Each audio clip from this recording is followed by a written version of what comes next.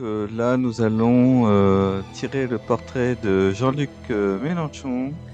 Donc, on voit bien la carte du ciel sur la droite du leader de la France insoumise. Donc là, on est en face d'un individu qui est Lion ascendant Vierge avec la lune en Poisson. Donc de la poigne, mais aussi un sens de compassion et une analyse, un esprit analytique très poussé quand même, hein. Donc là, dans un premier temps, on va voir Saturne et Neptune en Balance en maison 1. Donc Saturne et Neptune qui sont plus ou moins bien aspectés. Alors Neptune n'est pas vraiment très bien aspecté par contre, hein.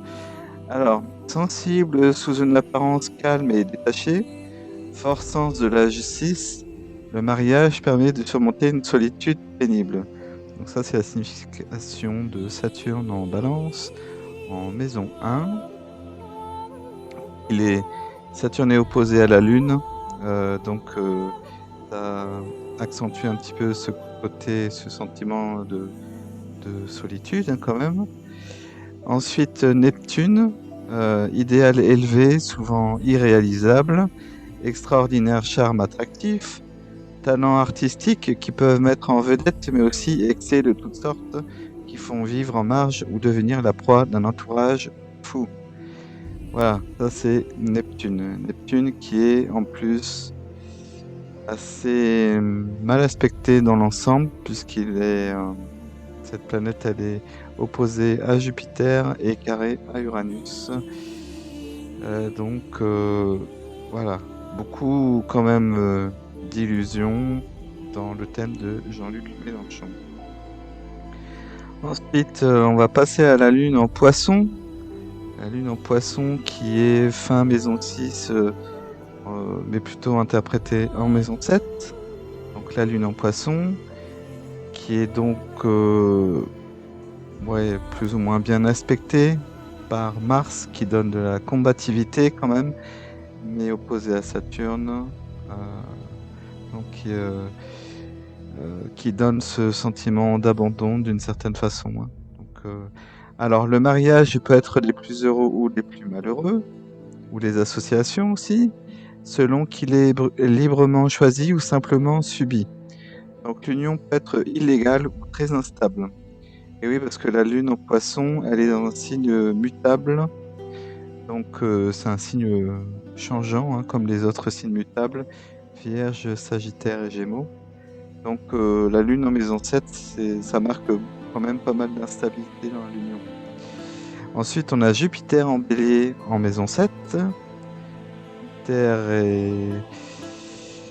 est plus ou moins bien aspecté. Bon, bien aspecté par Pluton qui est la planète du pouvoir quand même. Donc c'est pas quelqu'un de corrompu, hein, donc on peut avoir confiance en sa bonne foi tout de même. Alors, partenaire qui a une forte personnalité et un grand prestige, élévation ou amélioration du mode de vie par le mariage, mais attention aux discussions familiales. Ensuite, on a Uranus en Cancer en maison 10. Uranus en Cancer qui est sextile à Mercure et à Vénus. Alors Mercure qui est planète maîtresse du milieu du ciel en Gémeaux, c'est une bonne chose quand même, c'est pas mal du tout. Mais carré à Neptune, qui est une planète collective, donc un peu compliqué, et carré à Jupiter aussi. Donc pas facile.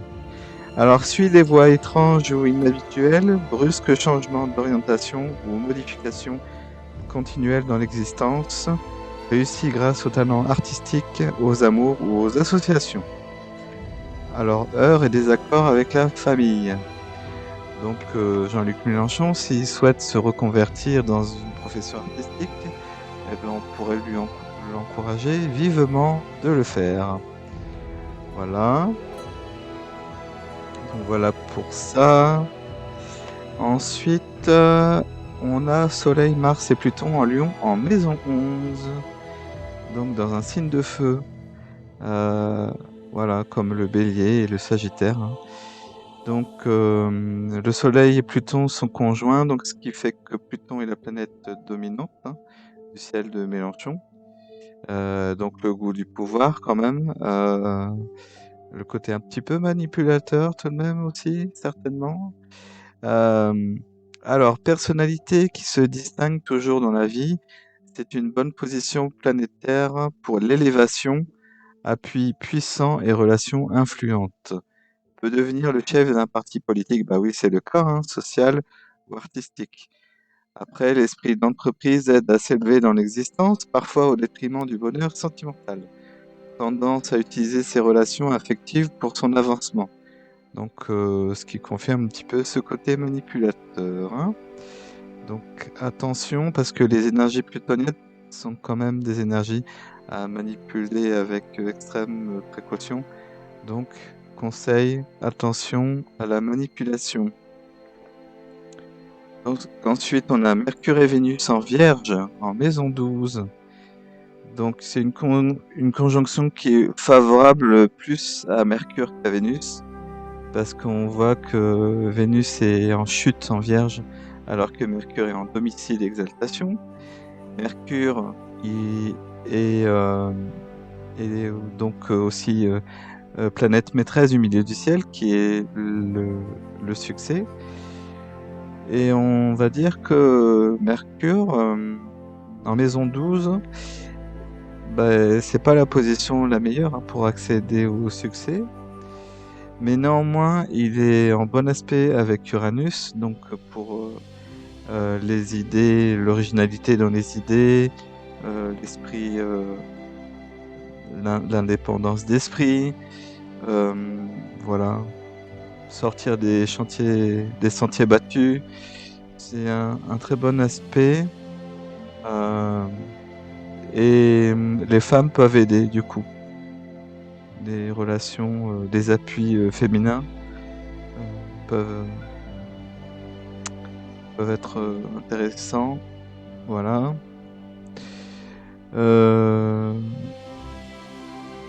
Et du coup, alors ça donne de fort belles capacités, mais des difficultés pour les réaliser sur un plan pratique ou indépendant.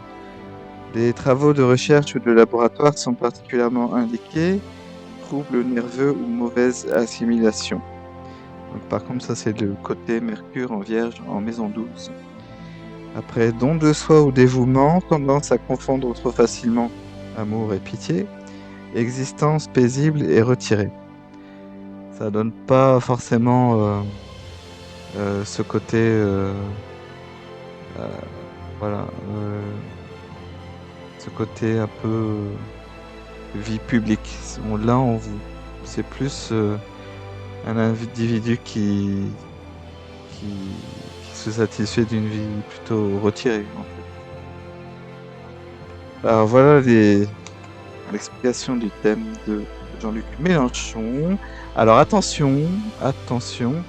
Donc maintenant, on va regarder s'il y a eu des répétitions d'aspects dans sa révolution solaire 2022. Alors effectivement, on a eu un Mercure en maison 12, le jour de son anniversaire, à nouveau. Donc ça va en fait réactiver son Mercure natal, son Mercure qui est maître de son milieu du ciel. Et donc c'est plutôt pas mal. Plutôt pas mal. Et il y a, comme la majorité des candidats aussi, Neptune et Pluton en sextile, hein, comme un peu tout le monde. C'est un aspect collectif, donc tout le monde l'a en fait dans son thème. Et enfin, donc on va regarder alors la nouvelle lune en Bélier qui a eu lieu le 1er avril 2022 s'est retrouvée à 11 degrés, donc 11 degrés 32, 11 degrés 31 du Bélier en maison. Alors en fait, la nouvelle lune, elle a eu lieu dans sa maison 7 natale. en bélier, du coup.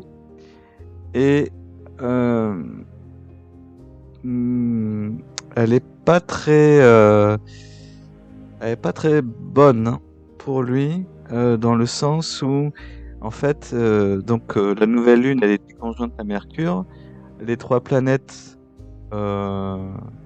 Mercure et la Lune qui gouvernent quand même son milieu du ciel, se retrouvent d'un côté conjoint à Jupiter. Donc il y a le côté chance, élévation certainement, mais qui est en carré, en dissonance avec Uranus. Euh, des changements un peu inattendus et pas forcément agréables. Euh, des changements au niveau familial aussi. Et, et des ruptures intellectuelles, de la tension intellectuelle quand même également. Et donc cette nouvelle lune, elle est opposée à son Neptune, qui laisse penser à une grande déception quand même, hein.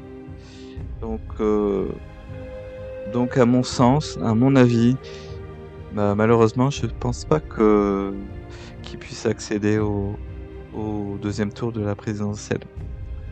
Voilà, voilà mon analyse pour le candidat Jean-Luc Mélenchon de la France insoumise. Merci de votre attention. Alors, nous allons voir maintenant le portrait de Jean Lassalle, la France authentique. Là, nous avons affaire à un taureau ascendant vierge avec la lune en balance. Donc un être vénusien et mercurien. Donc, alors, donc, donc, donc, donc, euh, donc, ce monsieur, il a la lune en balance en maison 2. Alors, les liaisons, amour ou mariage apportent le bien-être. Donc là, ici. Par contre, ils peuvent occasionner des pertes d'argent.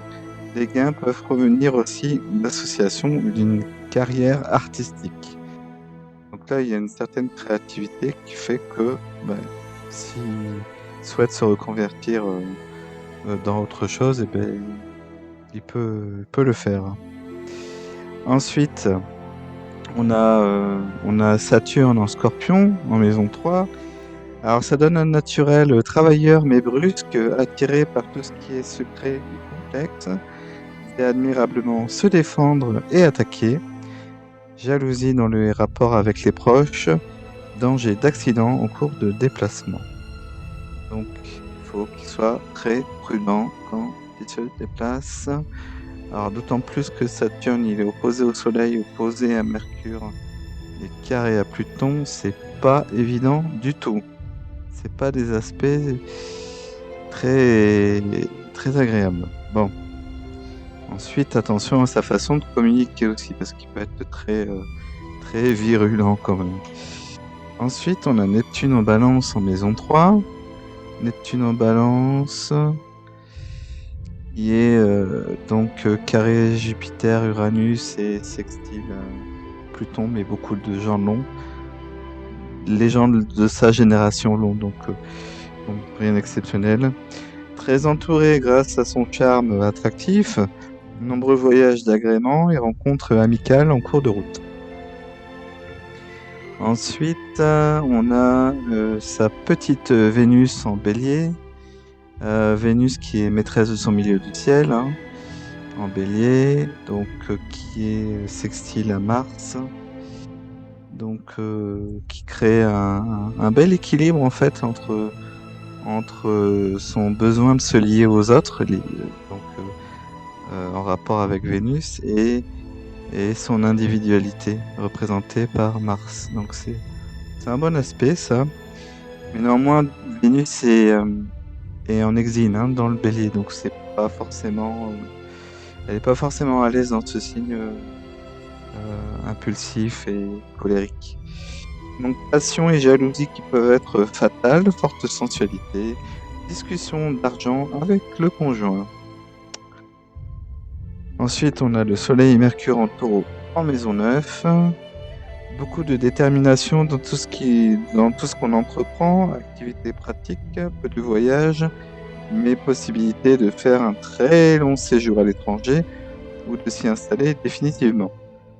Esprit pratique et très déterminé, n'aimant pas changer ses habitudes, peut faire de bonnes affaires avec l'étranger. C'est plutôt pas mal.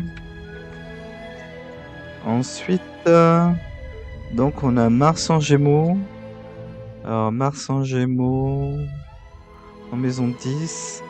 Alors vie turbulente et orageuse, pleine de transformations brusques, activité constante pour des résultats médiocres.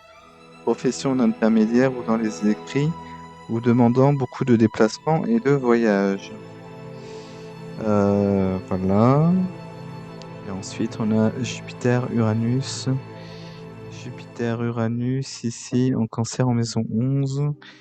Bonne humeur qui attire les sympathies, trouve toujours des protections ou les aides nécessaires dans l'existence.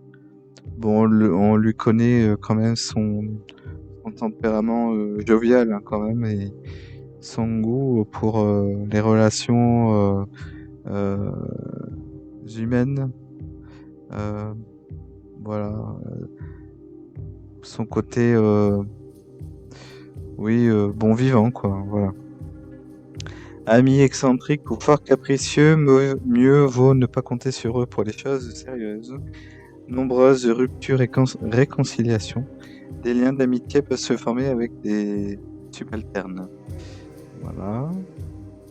Alors maintenant, est-ce qu'il y a des répétitions d'aspects de sa révolution solaire à son thème natal?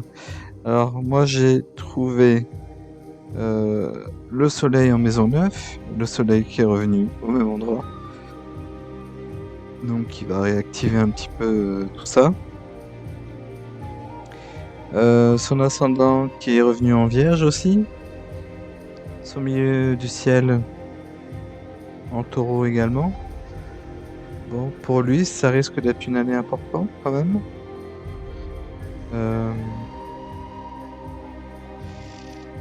Lune trigone milieu du ciel. Donc la lune, en fait, la lune elle est en début balance, mais elle est encore en trigone avec le milieu du ciel. Donc la popularité, les gens, ils vont l'appuyer quand même. Bon, même si la ligne elle est pas tracée, elle existe quand même. Par contre, on a Mercure carré à l'ascendant qui lui donne cette tendance à un peu trop s'éparpiller du coup et avoir des conflits intellectuels qui est représenté par Mercure et Pluton. Mercure-Pluton en carré, ça donne cette volonté systématique de convaincre les gens, de dire qu'on est en possession de la vérité, alors que parfois c'est pas souvent le cas. Donc attention à cette tendance-là du thème. Mercure conjoint au milieu du ciel. Donc cette année-là, elle va être importante. Donc en termes d'échange, en termes de communication, et voilà, tout ce qui est lié aussi à l'étranger quand même, hein, parce que en fait on retrouve des aspects du thème natal. Donc s'il ne devient pas président, ce que je pense pas à première vue, peut-être qu'il pourra faire des affaires intéressantes avec l'étranger, donc c'est plutôt pas mal pour ça. Et donc la nouvelle lune, enfin, qui a eu lieu à 11 degrés 31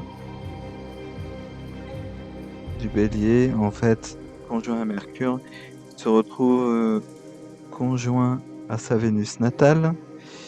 Donc elle est plus favorable aux femmes en fait qu'à lui-même, hein.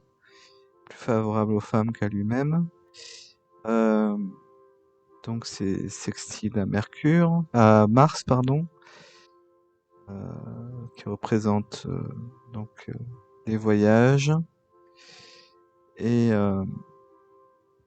donc penser les déplacements, etc. Donc c'est bon, c'est important, c'est une nouvelle lune importante, mais plus pour les biens qu'on acquiert en commun en fait. Les héritages aussi, voilà. Et il n'y a pas vraiment de...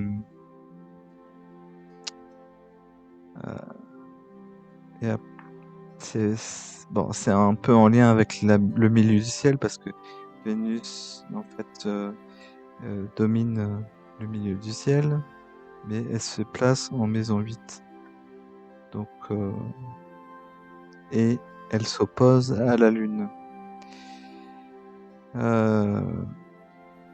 Donc on a le Soleil, la Lune et Mercure qui s'opposent à sa Lune natale en Balance. C'est pas forcément ce qu'il y a de mieux hein, pour avoir des rapports apaisés avec la population, la foule. Donc voilà. Mais bon, ça va le stimuler, la nouvelle lune va le stimuler dans dans son esprit de compétition. C'est plutôt bien, mais je vois pas vraiment de succès, hein, de possibilité d'arriver au second tour, hein. Donc, compliqué pour lui aussi. Voilà, donc c'était tout ce qu'on pouvait dire sur Jean Lassalle. Merci beaucoup.